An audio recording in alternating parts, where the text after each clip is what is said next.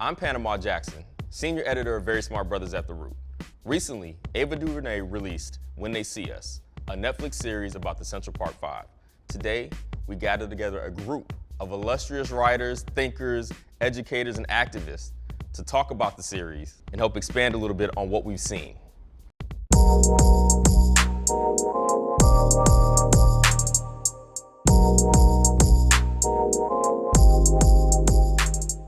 All right, well, welcome, fellas. Glad to have this conversation with you all.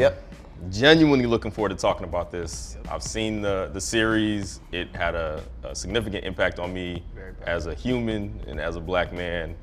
How familiar were you all with the actual story of the Central Park Five? Start with you, Mo. Well, I was pretty familiar because I was in 7th grade when they got out, so it was on the news a lot in New York. So I did as much research as I could. Then my mother, who lived through it, she had input and all that. And then after Combat Jack, rest in peace, OG Reg, after his interview with Raymond Santana, I started following him, and then me and him got cool, and we've kept dialogue. So I've been pretty up to date on what's been going on and the back story. I was very familiar. In April of '89, I was a freshman in high school. I went to Regis, which was on the Upper East Side, and it was a few blocks from Central Park. So we used to frequent the park for gym and after school.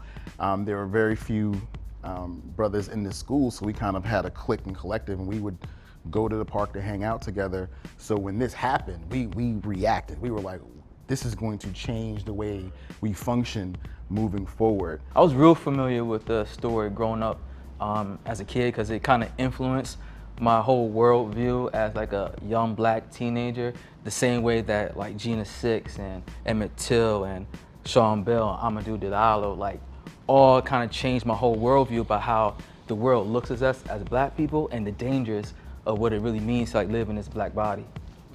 To me, it was vague at first, coming up on the West Coast, not really hearing a lot of news of what was happening on the East Coast, and being a kid in '89, I was 3 years old, so coming up, I didn't hear about it as much. I started seeing it more so on shows, so the Oprah Winfrey Show or some of the daytime talk shows. I started learning more about the story. So I knew it generally, but it wasn't until I started actually seeing, funny enough, the stories about Trump taking out ads about the death penalty, which we see in the series and things like that, that really intrigued me to say, what's the full story of this? So then I took that upon myself around high school and college to actually dive in and understand it. And then to your point of the Gina Six or was the church bombing, it started associating to those different moments and names to me about just really, really historic experiences that have shaped the way we all understand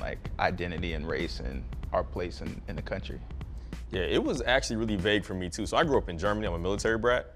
So in '89, '90, I was living in Frankfurt, Germany. I don't remember my parents talking about it or not to me about it in any way, shape, or form. And strangely enough, in 2002, I guess when they were exonerated, I was in Atlanta. I probably just moved to DC. So I was paying attention to the news, but I don't even remember that. So I had a very vague, kind of peripheral knowledge of it too. I'd heard of it, but I don't think I really knew the story. This series, on the other hand, exposed me to so much more of it that had me digging deeper into it. After I saw the series, I did a lot more research and reading. Even being a kid, hearing about it vaguely, I was familiar enough with the realities of that to almost be somewhat insensitive to it. Not in terms of what happened, but saying we know this happens. You know what I'm saying? We know there's injustice and all that, even being a teenager, even being young. You kind of, when you understand it, you don't internalize it as much because it doesn't feel like such a random shock or occurrence to you. You kind of become numb to it, insensitive early on. I know we probably all can think of a time in our life where we realized, we're not looked at as kids, but for me, that was it. It was seeing them get out, my mom telling me how old they were, doing the research. I'm like, we the same age. I'm the same age he was when he went in. I'm not a kid. So imagine how I felt being that kid who was his age. Right. Commuting from Flatbush to the Upper East Side every morning, and my West Indian parents are telling me, they're already giving me the be careful speech, right? Yeah, they're already giving me the, don't put your money in this pocket and all that other stuff, right. and don't stay out too late. Make New sure York you call basics. the New York. This is just the New York basics, Right. and then I'm already in the Upper East Side where there weren't a lot of us, so they were telling me, please be careful, don't do anything untoward. So then this happens. So imagine how crazy you felt, removed from it by a few years. Imagine it was happening to you as you were that Because this series age. basically took you back to your actual life, like what was Absolutely, happening absolutely, in your because- in your actual world and environment at the time. Absolutely, this was me. While watching this, was there anything that you learned new about the case? Like did it illuminate? I mean, we're talking about taking you back to your life and the vagueness. Like, I definitely learned a whole lot watching it. Right? I didn't realize learned they a did. lot. At the time, we thought they were friends. When you were reading this story and watching it I on the did. news, I actually thought they were assumed all people that knew each other. I did too. And then to find out, they didn't know each other, that was like, wait a minute, this is more insidious than you imagined. Same thing was just the fact that they put an APB out on every kid in Harlem, pretty much. It was like, once she set her mind on, oh, this is how this is gonna go, literally it was like all hands on deck, let's go search it. And that to me also made me realize even more how criminalized the culture was in New York and in Harlem in particular. The cops had no idea what was going on in Harlem. They had no idea like how these kids normally was moving or whatever, and everything was something like they could make. Well, they anything a weaponized case. the term wilding, right? Like Exactly. a term that for everybody, I'm sure everybody up here is just a term that I've used in life. Like, Yeah. most culture that I know came from New York, especially around that time. Most of the slang terms. Yeah. The fact that they literally sat there and like they fixated on that. They fixated on the term. They weaponized just the term and turned it into like Really, a way to weaponized. get to crime. Like, these kids, this is what they do when they want to go commit crimes. They start wilding. They're doing this. I mean, She called it rampaging. yeah, Put a and, you know, It's rampaging. hard ing on it, I wilding. didn't know there was a D in wilding until. I mean, they spelled it. Listen, I didn't know it was I always spell it W-Y-L-I-N, you know what I mean? Wildin'. Apostrophe or Right. not, however you want to Like rock when with it, you know what I mean? when we texted, we growing up. we again, chilling, like, you oh, wildin', it was you know what I'm wildin', saying? Like, W-Y-L. I did not know there was a D. When you in tripping, there. you wildin'. It's just one of them right. things. It wasn't a concerted effort to go commit crime, Right. but the media jumped on that. And I think, all of us in some way, shape, or form are involved in the media, right? Like, the media can create the narrative, which is what happened. They can weaponize terms. They can effectively weaponize black bodies as people who work in this space, and I would largely say are doing the things to debunk those the way that happens. Like, what was your takeaway watching how the media jumped on this and created this story about who these kids were and what they did and wouldn't let go of it? The media, they dig through like your whole Facebook and your whole Instagram just to find that one picture of you sticking up your middle finger at the camera, right? Or when someone even gets killed by the police, they find like a mugshot of that person as if that person is deserving of the death that they receive at the hands of the police officer. And this criminalization we see so beautifully done in this picture is we notice now that criminalization isn't done just by the police officers or by the DA, but it's also amplified by the media as well. It took a serial rapist to confess for them to get exonerated. I think we overlook that in terms of generally saying, when you talk about what it really takes to change somebody's mind, that's what we're talking And about. they didn't even want to agree there. Like, them, they were trying to find reasons why that wasn't going to be, why they Exactly. couldn't Some accept still that. don't When you believe talk- it. Some don't believe it. Some don't believe it He now. must have been the sixth one. Even the police department in the lawsuits I was reading, they were like, well, we stand by our investigation. See? Because nobody wants to be wrong. That's part of the problem. It's not about right or wrong. It's supposed to be about truth, is what it's I don't supposed think to they be mind. about. I don't think they mind being wrong. That's the scary part. In the series, in my regular research, they don't care. They didn't care about being wrong. They did not care how this was going to affect these young boys' lives and that the ramifications of this. They did not care. It speaks directly to what you just said about getting an opinion and then finding the facts to support it, right? You're guilty, let's prove it. Well, I think wrong in the context is more of accountability. Is Well, what yeah, I would say. especially in that case. Wrong, of course, being unfair, they don't care. They're reckless with that. But I think in terms of if they were accountable and came back and said, yeah, we didn't do this right. you know, like we did set these boys up, like we did do X, Y, and Z. You're never gonna hear that. Because come that out of would their bring mouth. the whole institution down. It speaks directly to, you know, we might as well talk about like the criminal justice system, right? Like, did any of you watch any of this and think, wow, like I'm amazed this happened? Like, I was saddened by it. Right. You know, I think it's terrible, but I was sitting here watching this like, I'm not surprised in any way, shape, or form that this could be exactly how you get from somebody's got to pay the price to these kids are going to be the ones that pay the price. I was just so lost. I'm like, how do y'all, I don't even get how y'all put these kids here.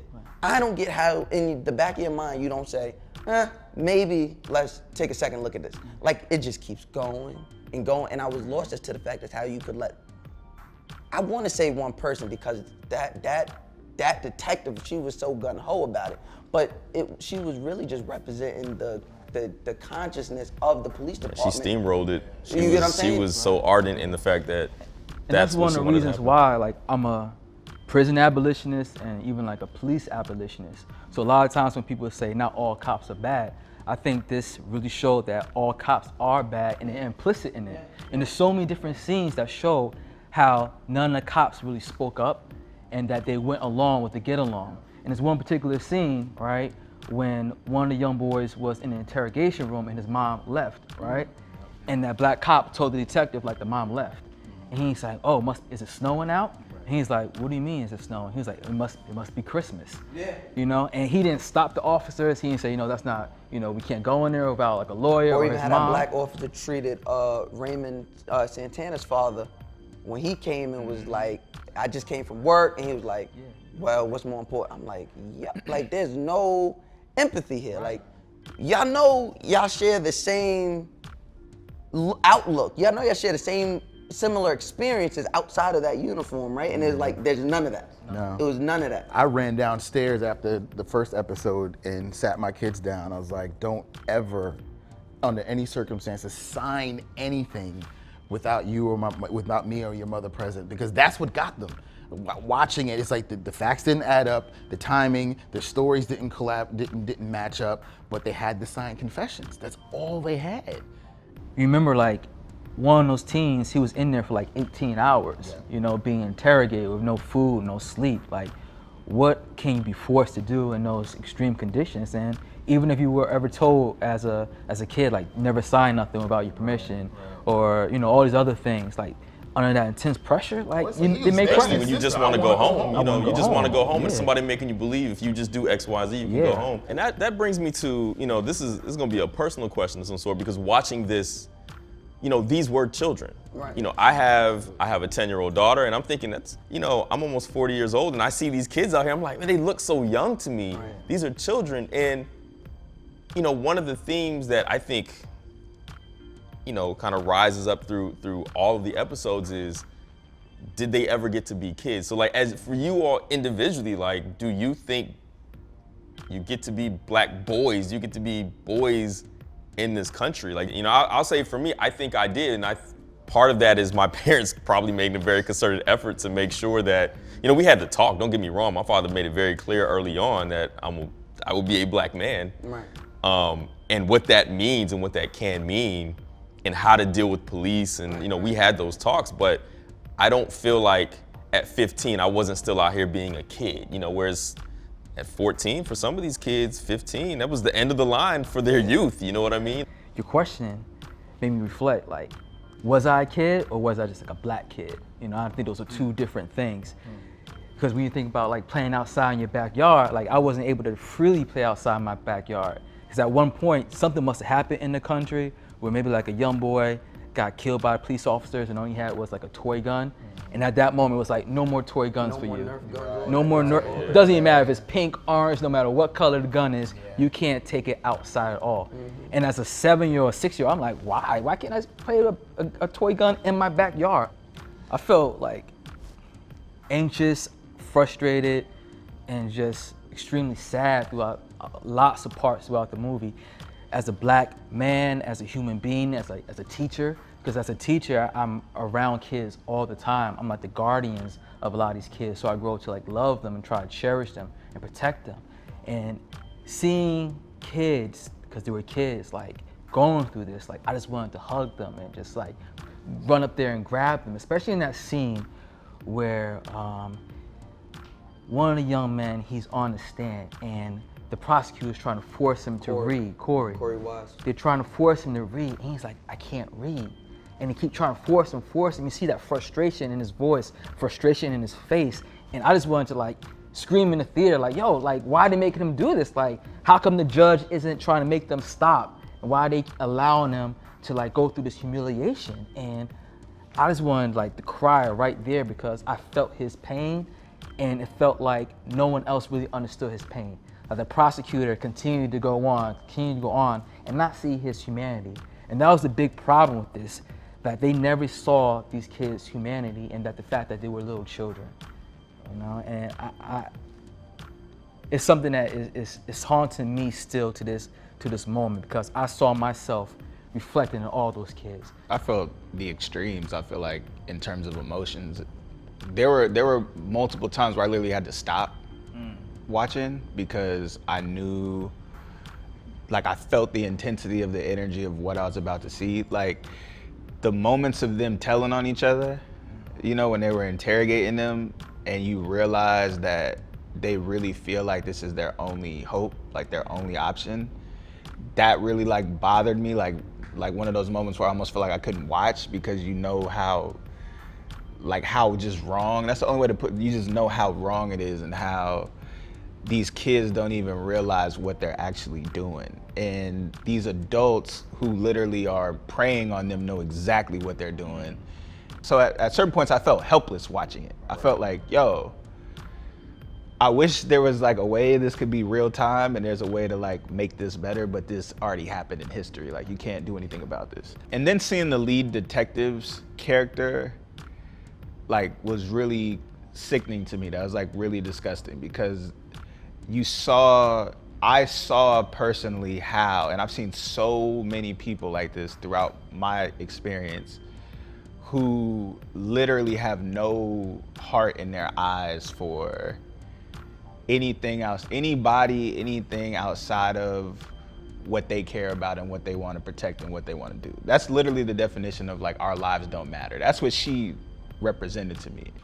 What was also disheartening is that even in the midst of all of that, we're taught and told that we still, in those moments, need to be fair. It felt like watching an assault on their civil rights. There was an assault. It felt so visceral, and it was interesting that the case was about an assault, and I felt like I was watching them be assaulted in that precinct. It's like this duality going on here, where as kids in America, we're always taught, you know, to trust the police, right? That if something's going wrong, the first person you may go to is go to a police officer, you know? They're the person you go for safety. But at the same time, we're also taught like, hey, these same people will kill you because you are a black person. Like I remember getting, you know, the talk as like maybe like a 13-year-old, 14-year-old about driving, you know, how to interact with a police officer, you know, when I'm driving. And I didn't have a license yet. But I got that talk like at 14 years old. So I already knew what the police were capable of. But at the same time, that's why I see why this conflict existed in the minds of these kids, where they're like, they believe the cops, you know, and they trust the cops. So when the cops say, you know, they're gonna let them go and do this, do that, do this, and they'll let you go, write this, sign that, they believe the police officers. Because at one point in American culture, we're taught to believe the police, believe the system, and believe, you know, the legal system. But I never had that though. You know? In terms of believing the police, it literally was the police's job is to put you in jail. Or like the police's job is to do X, Y, and Z. It was never like they're gonna help you. You know, like if something happened, it's like call your uncle, call your brother. So there's some interesting stats that I think speak directly to what we're seeing in this series, right? So 1 in 3 young black men born in 2001 are likely to face imprisonment, right? Compared to 1 in 17 white men. Like that's astronomical. 1 in 18 young black women born in 2001 are likely to face imprisonment, compared to 1 in 111 white women. When you hear stats like that, like what does it make you think, feel? It's literally our blackness is criminalized. You get what I'm saying? And then to like further internalize that, we're up there 1 in 5. So when you read it down, I'm like, oh, well, I'm the one. To your point, it's like a conversation differing between crime and incarceration. That's an incarceration stat, not a criminal stat. So the likelihood of being incarcerated is high, but for doing what? You know, we've all had brushes, you know, interactions with the police. I haven't done anything, I've never been to jail, but I think about that and I think about my son who's 16, and I think about what's waiting outside for him. And I know it's not him. I know I've watched him and I've raised him. I know what he's capable of, but I know that he can be put in situations by other people who simply want to see him incarcerated. I think for me, one of the things I'm currently dealing with is, as a kid, you know, we was always taught success pretty much relied upon whether or not you was either dead or in jail. If you wasn't dead or in jail, like, you were a successful black man. That's a fact. But as I continue to like grow in my activism and be on the front lines of like the Black Lives Matter movement, I'm finding myself in jail and under threat of possibly even more being killed by police officers. So it's like, I can never escape jail. I may never escape being killed by the hands of law enforcement. So there is no like win-win for me, or maybe no even win-win for any black person. Yeah, and you know, that kind of speaks to like our trauma as a community, you know what I mean? And we see that in the series too, especially with the parents, right? You know, Antron's father goes through it. You know, he separates from the family over this, and the ripple effect that can't do anything but ripple, right? You know, Raymond Santana's father, you know, he comes to the station, but he's concerned about making money. He has to provide. You know, like it's you see the splintering of families in this. Criminal justice reform is a black community issue. It's not just an individual thing. Like, this affects our whole community. Corey Wise, his mother wasn't even able to get to. You get what I'm saying? Like, they didn't have the luxury to take this as serious as they wanted to. As to if these were 5 white kids, if this was 1 white kid, that police department would be shut down. It would be named after those white families. Like, it would be a completely different story. You get what I'm saying? It's like, they were effectively able to separate. But is it a point of like education too? And I don't mean like college education, high school education, absolutely. but education of the criminal system and their rights. Because the other mother, she knew what the rights were, and her rights and her child's rights. And I don't think any of the other parents kind of knew that they needed like a lawyer present, or they could have stopped, you know, And this you see their reaction to Yusuf's mother about that, because she knew her rights. Like, their reaction to her was very different. It was like, all right, okay, so they didn't exactly know what to do with her. Right. They had to let him go, There because was it's no like talking to her on the side. she walked him out. You know, she walked him out of there like, we're going. You know, and she knew she could do that. She understood what was going on, and I agree. I don't know that everybody else, the other families, were fully cognizant of the fact that this is not how this is supposed to go. You know, we saw a lot in this series, like the black mothers that were in it. We saw various reactions in the way they engaged with the system. You know, you had mothers who came in, like Yusuf's mother, who knew exactly what her rights were, and then others who couldn't even be present. And that's one thing when I'm watching, I'm like, man, like, I can't imagine what their mothers have to be going through. I mean, I don't think any one of us could talk about the experience as a black mother, but I definitely think we could talk about our experiences in conjunction with black women. And just even to start, and I could be putting on, but even to start, like, I don't think this story would be as impactful as we know it's going to be if it wasn't told by a black woman. There was just so many instances that we've seen in this film and throughout the story where black women were standing as protectors. And you saw how vital Corey's mother was to him, and the fact that he was trying to change prisons just to get closer to her, because he saw the burden of, you know, the distance on her coming to see him and how it was preventing her from coming to see him. And then you see how moving prisons impacted him negatively. As men, we hear the stories all the time about how we have to suppress our trauma to be able to get to a place of providing and pushing through and being able to do better for our family. So as you're a child and you're in your most vulnerable space, like we've seen these kids be, where they're just emotionally like lost, you know what I'm saying? Like, they don't know what's going on. Their emotions are everywhere. The women in their lives have that deep connection to them. They don't have the opportunity to, here, let me get some space so I can figure this out. Just like Antron's mother. Boom, she's hit with trauma, she's hit with a tough spot, she's left hanging. She doesn't have the time to do what Antron's dad got to do, and that's no attack on Antron's father. It's just what it is. She didn't have that. Immediately, she had to take that hit and now recover. So I think that's just another, just another chance or another opportunity that we get to admire Black women and what they are able to do on a daily, on an hourly basis. You know, one of the more moving scenes for me was towards the end when we find out Corey's relationship with his sister. I ain't gonna lie, I actually cried during that scene when he found out that she passed away, because she meant so much, and the way that she'd been pushed away by his mother, right? Like, the mom was like, I can't accept you. Because she was a trans She's woman. trans, yes. I appreciated that because we treat the presence of trans people like it's a new thing sometimes. Like it's something that, oh, this just is a new thing that part of. No, they've always been here throughout history. They are family members, and I love. We didn't have the language for it maybe in '89, but they've always been here, loving us and being loved. So I really appreciated that aspect of it. Sometimes I don't know if we, as men, I don't know if we deserve I don't know the language for it, but the feminine energy that is around us sometimes, right? To see that trans woman be there for him, to know that story, to know what she was probably dealing with not only from her mother, but from just outside world. You have no idea who I am, you just look at me, you feel some sort of way, but to know that she was Corey's rock.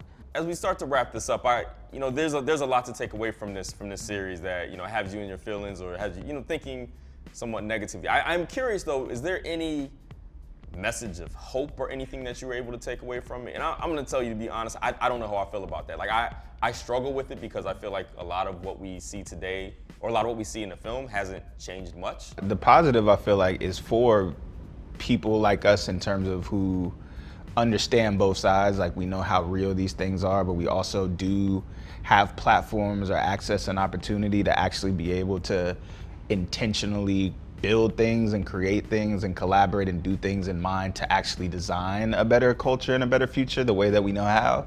So I think the hope comes in the real inspiration to take action, to me.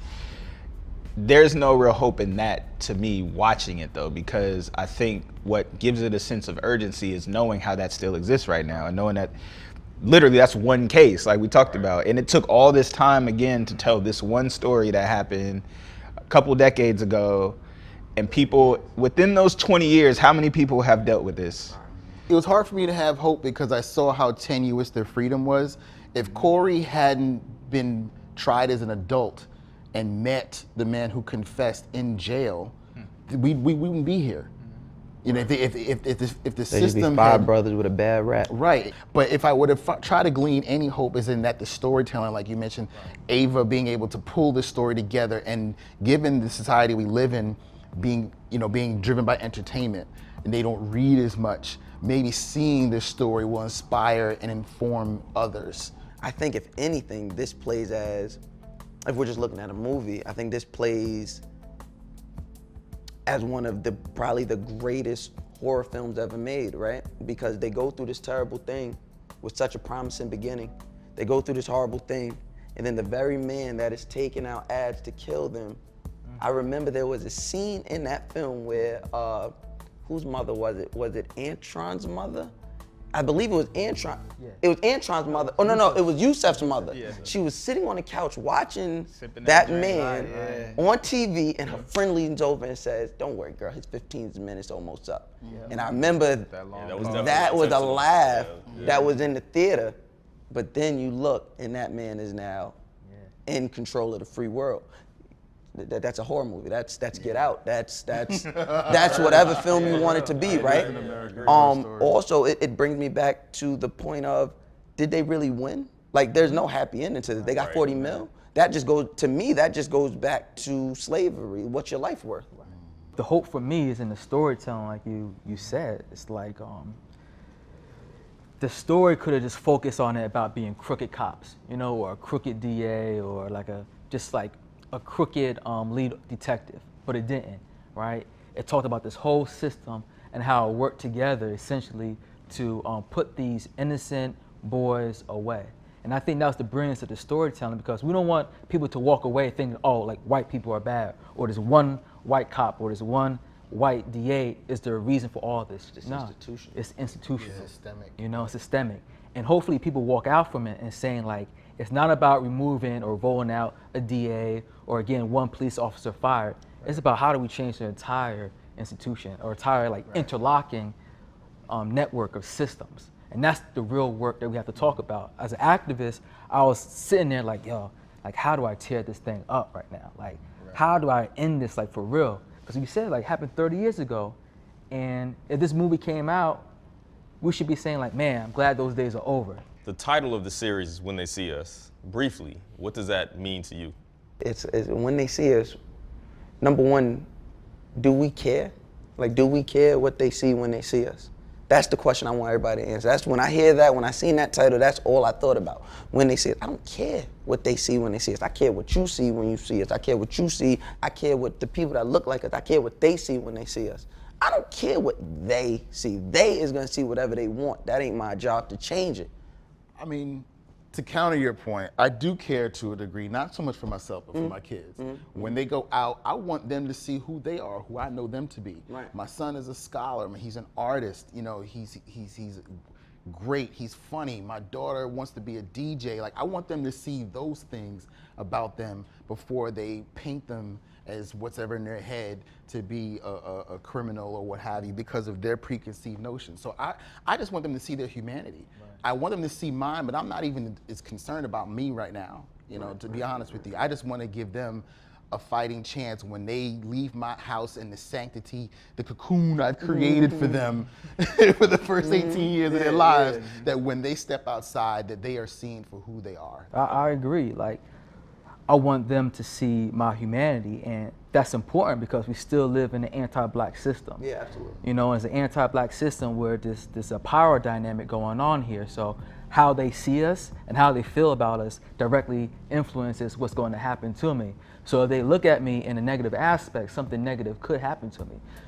But the main part of our work is to dismantle that system. So what they feel about us, what they see about us, or what they see of us doesn't matter. We need to get to that point. But as right now, it does matter. But I want to continue to work, continue to fight, and liberate all people. So what they think in their head doesn't matter because they have no power to do anything to us. All right. I mean, that sounds very serendipitous. But when they see us, they see people they don't understand and they don't feel like they have to understand. I think they see poverty. I think they see a culture that's devalued, that is less than. I still feel like they see us as inferior.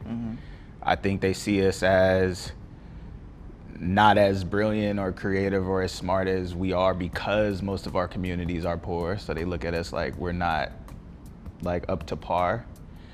So I feel like when they see us, they see whatever story they've told themselves in their head about who we are. I actually think the title is extremely brilliant. I think it works in several ways, right? So when they see us, they see the negativity. But after you see the movie, when they see us, they're gonna see us as people. You have to see these are children. You have to see the humanity you're hoping for, because you can't watch this series and not feel something. You have to look at these kids differently then, because you're seeing what they went through, what the system did to us. So yeah, when they see us one way, but after you actually see us, you have to see us differently. And if you have any amount of heart to you, any amount of humanity to you, it's impossible to not take something away from this differently than maybe you walked into. Now, that's my optimism and hoping that the people that need to see this will see it, right? Because in hoping that it has a ripple effect, that those individuals have a change in mentality. And I don't know that I have that much faith yet, but I do hope that we get there. One thing I do know is that this series will do exactly this. It'll create conversations, it'll create the ability for people to think about the criminal justice system. I think everybody across the entire country should have to, every police department, this should be what you have to watch before getting your badge. I think it'll even humanize the toughest of cops. I want to thank you all for being great panelists, sharing with us about your personal life, allowing me to share about my own life as well. This series is a great conversation piece, and it's got me thinking, it's got me feeling. If you haven't seen it, it's on Netflix right now. Check it out.